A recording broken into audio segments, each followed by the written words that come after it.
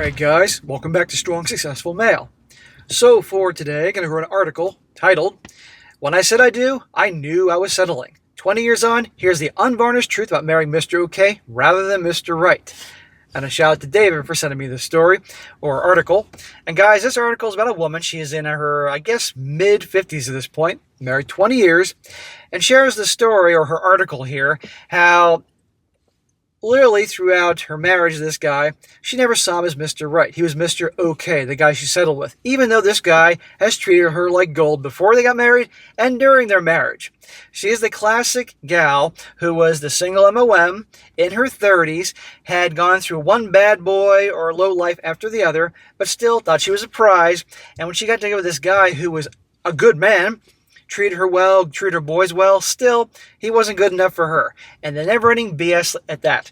And I'll be going to an article, real-life article example, for your relationship, guys.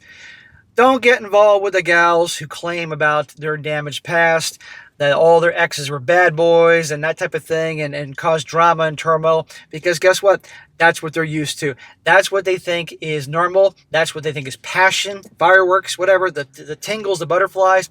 And the guys that don't give them drama, they're boring. They're losers. They're settling for them. They're Mr. Safe and secure. And you'll be treated like that. Don't waste your time. I cannot stress that enough. And you're going to see right here in her whole storytelling. And this is also why don't ever feel bad for gals that whine and complain that there's no nice men out there, no good men out there, because number one, there are plenty out there. But number two, the guys that do treat them like human beings with some shred of respect and decency, do you know what happens to them? And you're going to see the story, the way she speaks to this guy. Now, she is telling this based on 20 years after she got married to this dude and met him. And she's certainly trying to paint herself a picture like looking pretty darn good. But if you read through the BS, you can see that, no, in her mind, she's still settled and blah, blah, blah. So it's an important one for the relationship, guys. And for the rest of us, it gives us a good laugh knowing that we're right again. So it starts off, says here, exchanging my vows with my handsome groom on a beach in Hawaii as the sun set behind us. I knew I looked the very picture of a very happy bride.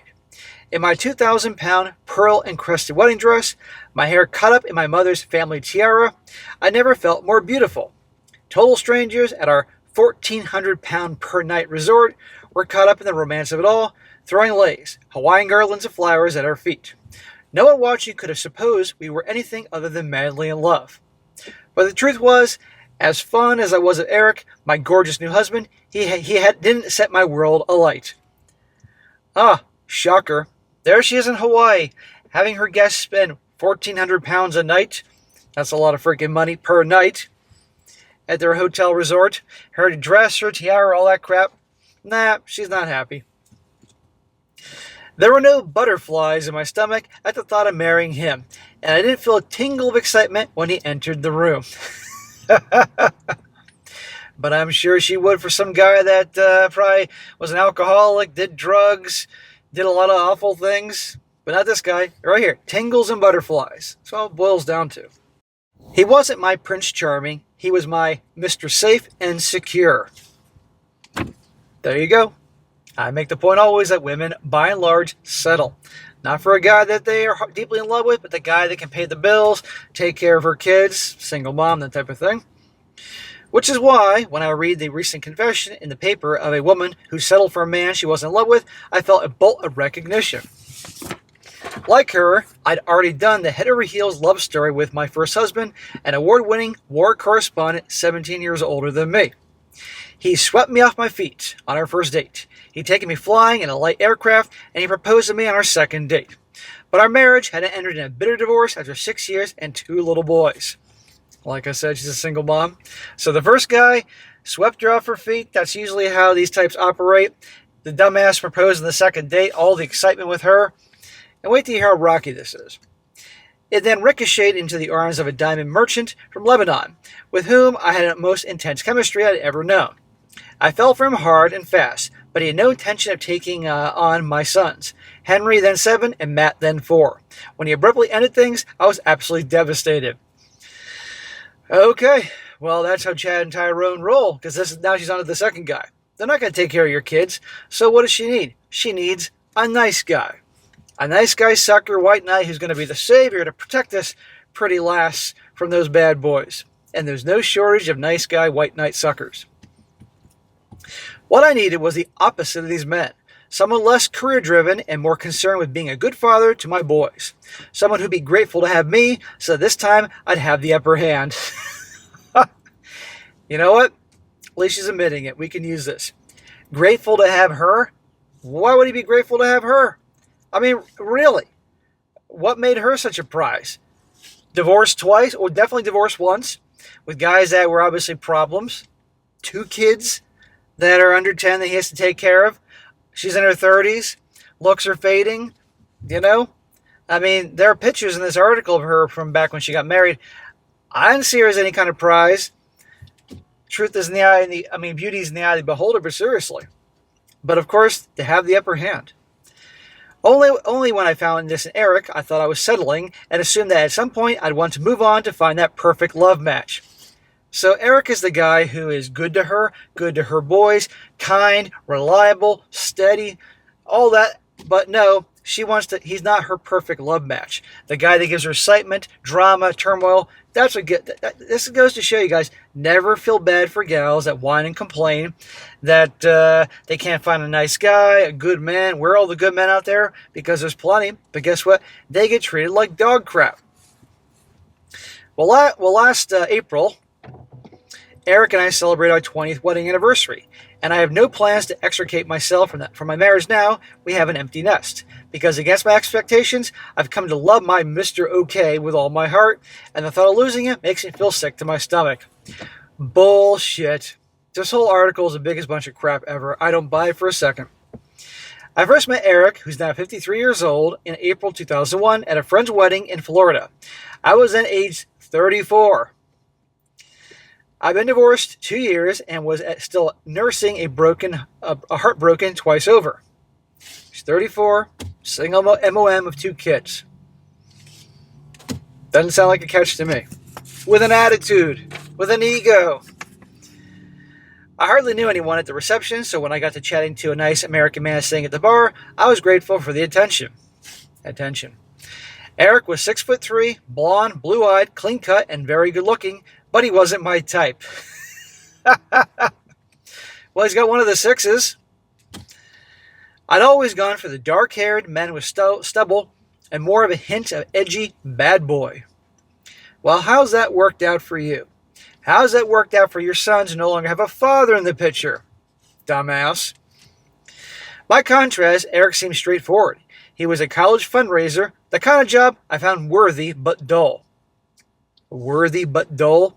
What do you bring to the table? What's your job? If he makes a lot of money doing what he's doing and he can provide, why do you give a shit? Worthy but dull. Really? This is why, again, I don't feel bad for her. I think she's a jackass. But she is representing across the board. Not all, but a lot. But he was funny, intelligent, and a fantastic listener. He asked so many questions about me and really seemed interested in my answers. What about her adventures? Her choice in men, really? He asked me out to dinner, and initially I declined. Of course she did. She thought he was boring. But when I told my friend, she said a holiday romance was just what I needed.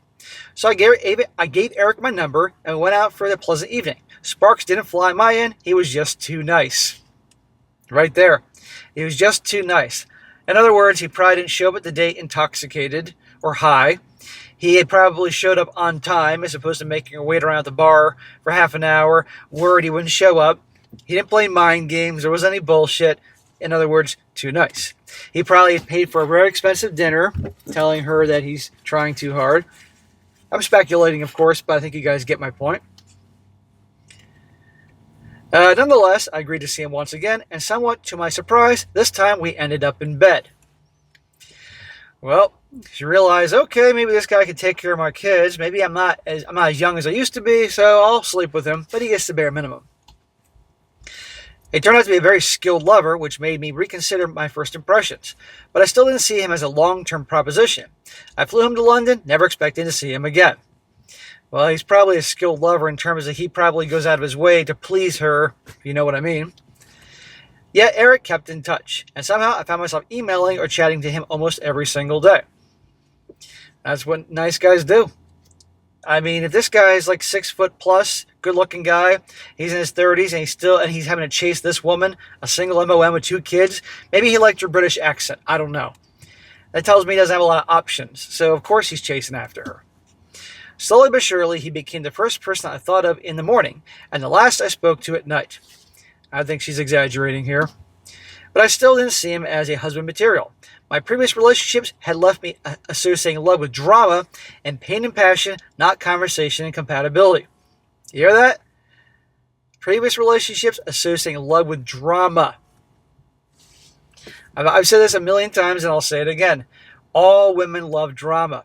And I know my 4% of women that watch me here, some are going to shake their heads and say, that's not true, SSM. Bullshit. Don't tell me you don't watch some reality shows. Don't tell me you don't enjoy hearing your girlfriends or girls in the office gossip about certain things, or getting some of it from this channel, I might add. Y'all love drama. But here's the thing. The acceptable versions of drama is obviously watching it on these silly shows, hearing the friends talk about it. That's okay. But then there's the ones that like to be in the thick of drama. That there isn't turmoil going on, if there isn't yelling and screaming and basically toxic shit, dishes being thrown. Well, it's boring. And bad boys give them drama. Nice guys don't. After 3 months, Eric flew to London for a couple weeks, and he was fantastic with Henry and Matt. Of course he is. And you know what? He's obviously a good human being, a decent guy, but white knights. They took to him, even though he didn't spoil them or try to get them to like him. He also met my parents. My mother, Jane, always a shrewd judge of character, liked him immediately and told me he's just what I needed. She says, he sees through you, she said. I didn't know what she meant. As far as I could see, I was in charge. Oh, she wants to be in charge. Well, of course her mom and dad would like this guy because they're like, okay, let's see. Our daughter's in her 30s. She's divorced. She has 2 kids. They need a father. You know, of course they're going to like this American who's obviously showing an interest in her and being good to their grandkids. I mean, duh. Eric never argued with me, even when I behaved like a total diva and threw his suitcase out the window when he forgot to renew my car insurance as I'd asked him to. She threw his suitcase out the window because he didn't renew her car insurance. Isn't that her job to do her car insurance? Any self-respecting guy that's being treated in this manner would be whoosh, out of there. But this guy clearly doesn't have his options with women. Maybe he grew up in a household where mom was the boss and behaved in this way. Who knows? Now, already in the middle of this story, you have to keep debating. I say, who's the bigger a-hole in the story? Who's the bigger idiot in the story? The woman telling the story about her guy, who she claims she loves so much, or the guy that put up with her crap? The guy that got involved with her, stayed with her, and married her? Obviously him. He just waited for me to calm down. He was always the first to say sorry, even when he was in the right. Smack! I should have smacked him many times before. Nice guys apologize when there's nothing to apologize for. I visited him again in October, having been offered a job teaching at a university in Florida. Oh, Jesus, hope she's not near me. We became a couple almost by default. He was my best friend, and the sex between us was always electric, but something still held me back. No, again, she's writing this story in present times, referring to events that happened like almost 20 years ago. Believe me, every woman that's listening to this will agree that there's no such thing as electric sex, sensational sex with nice guys. No. That only happens with the bad boys, or the guys who are trying to fight for their attention and validation. Please. My first husband and I had fought all the time, slamming doors and screaming at each other other than enjoying passionate make-up sex. You hear that? But there was no such drama with Eric. He never played mind games or gave me reason to doubt him. But the more he reassured me, the more I backed away. Looking back, I can't believe Eric put up with me, though he says now that he enjoyed the challenge. Please, he just had limited options. Or he was just used to the drama probably because that's how his mom was with his dad or something like that. This guy's a bonehead.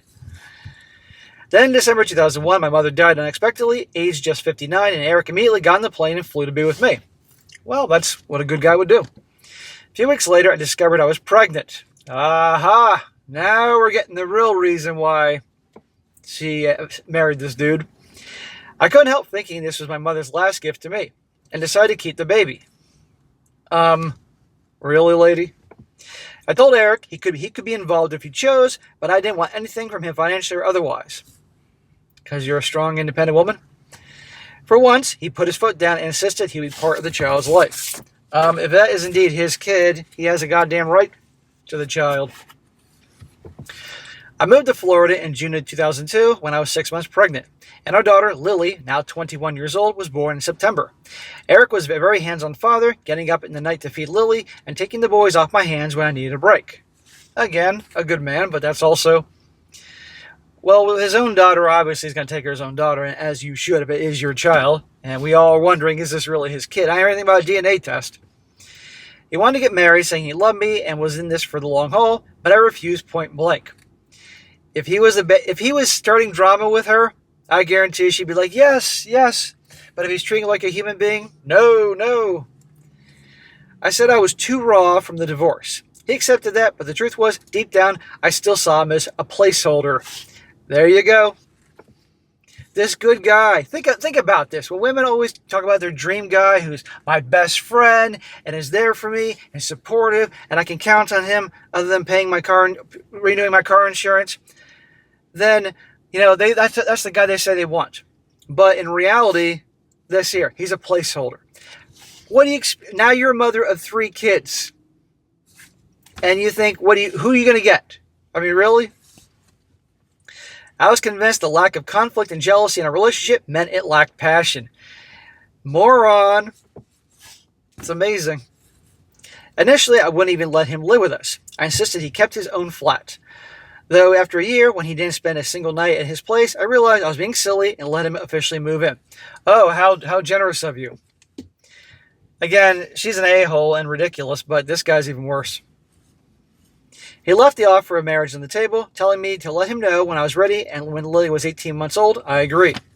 I reasoned that he was a decent, loving man who'd be a good husband and give the children some stability. And I did have feelings for him. Eric knew I had some reservations, and yet for some reason, he had this blind faith in us as a couple. He didn't have any doubts when he came to how he felt about me and was convinced we were perfect for each other. No, Eric has watched too many fucking rom-coms and thinks that the only way to get a girl is to just put up with her crap, keep pursuing her, kissing her ass, etc., etc., and eventually she'll break down and settle for him and they'll live happily ever after. Well, this woman is breaking down, but happily ever after? Really? Yes. Gents, I'm in a particular mood today, but I'm in a particular blunt mood. But look, I'm cynical. I've lived too long on this planet, as many of you, and seen plenty. So Eric's parents looked after the kids, and we flew to Hawaii for 2 weeks, and got married on the beach with only a Hawaiian priestess as a witness. The morning after our wedding, I suddenly got a text from my diamond dealer in Lebanon, who I hadn't heard from in 2 years. Really? This guy was her lover years ago? And the day after they got married, he just happened to reach out to her. I think she's leaving out a part about her reaching out to him at the last minute. I'm getting married, in case you change your mind. I didn't reply, but just hearing from him threw me into turmoil. Well, you like turmoil. I got back from my honeymoon wondering if I'd just made a huge mistake. But our life together was good, so I pushed my doubts aside and focused on my family. Did you tell Eric that you were in touch with your old lover? I think not. Our marriage wasn't perfect, but there were none of the plate-smashing fights that had characterized my first marriage or previous relationships. Hear that? Wasn't just her marriage, previous relationships, plural. She has a history of dating guys that give her a bunch of drama. Bad boys, scumbags, lowlifes, and all that. But in our early years together, I was very high maintenance. Really. Never would have thought of that. I'd often lose my temper with Eric and storm out, but instead of fighting back, he'd apologize, and we'd go through this ritual where I'd refuse to speak to him until he talked me around. Smack! Eric, for God's sakes. I came to trust the way Eric handled my moods, and over the years, that trust became the bedrock of our marriage. He was always so kind to me. It made me kinder back and enabled me to be a better version of myself. Again, this is her writing about herself. She's not going to make herself look bad in this article. My mother was right. Eric had seen through me, to the vulnerable person beneath my insecurities. When I asked him recently why he married me, knowing how much I was holding back, he said he knew that I was just scared and trying to save face. He believed I loved him, even if I wouldn't admit it to myself, and he was right. Uh-huh. I can tell through your actions. I didn't realize how much I loved him until the pandemic. I'd always dreaded Lily leaving home, knowing it would throw me and Eric together for the first time since we met. I was terrified we'd have nothing in common. Our empty nest coincided with the lockdown, and suddenly we were stuck together with each other 24/7. So what'd you do? Throw some plates? It could have been a disaster, but it was the best year of our lives. We had so much fun, like we were being newlyweds. We watched each other's favorite childhood TV shows, played cards, cooked together, all the ordinary things you normally do when you've just met. We never had a real honeymoon stage because of the kids. Yeah, and you wanted it that way because you were terrified of being alone with this guy, realizing, oh my God, I settled for Eric. One afternoon, after Eric had fallen asleep on the sofa, I sat watching his chest rising and falling and realized I loved him in a way I couldn't put into words. Sure, I loved him all along, but hadn't had the sense to see it because I was so caught up in what I thought love should look like. But that hormone-driven infatuation we call being in love never lasts, and I'm convinced our obsession with it is the main reason so many people get divorced. Eric has never said I told you so, but he does occasionally remind me I don't always know a good thing when I see it. Our love is a slow burn, but from small acorns, mighty oaks grow. Oh, for goodness sake. The greatest love story is the one that lasts and is built on friendship, kindness, tolerance, and companionship. Mr. Safe and Secure turned to be my Prince Charming after all. Yeah, bullshit. So, bigger a-hole, her or Eric? Well, she's an a-hole, but I say Eric, because Eric's a dumbass. All this shit, it should be effortless. It should be easygoing and fun and enjoyable. Reciprocated. She was a pain in the ass from the fucking moment they met. And this guy, my God, was he like 400 pounds as a kid? Was this the first girl to pay attention to him? The shit he endured. But this is a lot of guys out there. And look at the shit he went through in his marriage. When she's saying that maybe there's some small part of her on some kind of friendship level that they share a daughter together. I hope that's his kid. That she has some element of love, but come on, no. It's just I think what happened is, holy shit, I'm a single mom of 3 kids, not in my own country. I'm in my mid-30s at this point. Yeah, I better take what I can get. That's probably the reason why. If she was 10 years younger, no. And then all the drama she said she put him through. And this article is being written now to make herself look good and feel better about herself. But I'm sure there's plenty of things left out. I'm sure she probably kept in touch with the diamond dealer from Lebanon or anybody else for that matter. Is it possible it's not true? Maybe. But the point is, you're hearing all this, what's going on in her head, the way she's describing this. This is a lot of gals out there. So guys, when you relationship guys that are good guys, trying to improve yourself, trying to be more aware of reality, beware of the gals that make it clear that their previous boyfriends or husbands, that there was a lot of drama and turmoil and that type of thing, because those gals are so used to that. If you're not treating her like them, she's going to think there's something wrong with you, and you can expect drama and turmoil. I've done too many stories like this, and of course in this article she didn't mention anything about cheating or affairs and stuff, but usually there is. And there could be. Who knows? Or maybe she stayed true to him this whole time. But this doesn't sound like a very happy situation. Not something well lived in my opinion. So just be aware of that. But again, it's just amazing the idea that goes in the heads that unless there's throwing dishes and manipulation and things like that, it's not passion. What a load of crap. Now I'll read a couple comments before I wrap up this article here. One guy says, this is a great example why for thousands of years the men chose the right partner for their daughters. It's because women are very bad at picking an adequate partner. Women choose partners based on emotions, not logic. Men can mostly can see right through women's bad intentions. Men can mostly see through other men's bad intentions. That's why we have so many single moms and divorcees. It's not what it is. Now go and be offended, but it's true. Okay. Another one. This is from a woman. She says, I know where she's coming from. It has nothing to do with having a high opinion of herself. It's having the belief that relationships/marriages should be full of fireworks, many highs and many lows. When a good man does come along, we don't know how to handle it. We think something isn't right. I've been where she has been. I'm 20 years into a loving relationship with a man who adores me. But there was no fireworks. He taught me what a real marriage is all about. I also had no role models growing up in a dysfunctional alcoholic family. No one to teach me how real marriage works. I believe that part she says she grew up in an alcoholic family where there's turmoil and drama. Remember, guys, people that grow up in families where mom and dad are fighting all the time and there's drama or no love, a lot of those kids think that's how it is, and they seek out relationships like that, both the boys and the girls. But this part when she said, I don't think she has a high opinion of herself, I absolutely think she has had a high opinion of herself. Remember, 30s, single MOM, really? And that she was like, this guy, really? Another one.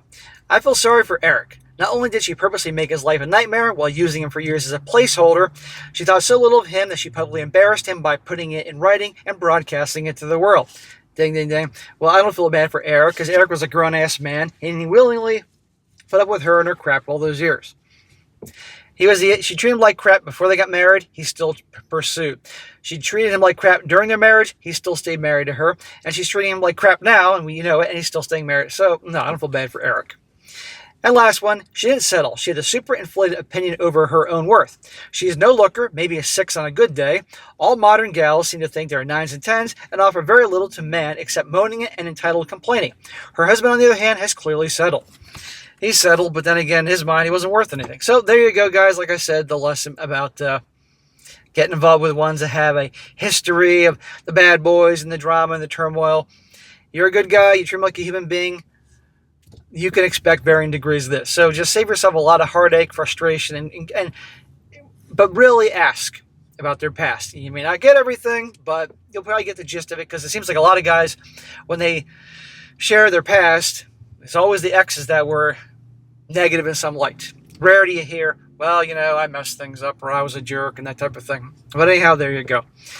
All right, guys, that's it for today. Be sure to comment down below. Let me know what you think about this. Be sure to like the video, share with your friends, and subscribe. I'll catch you next time.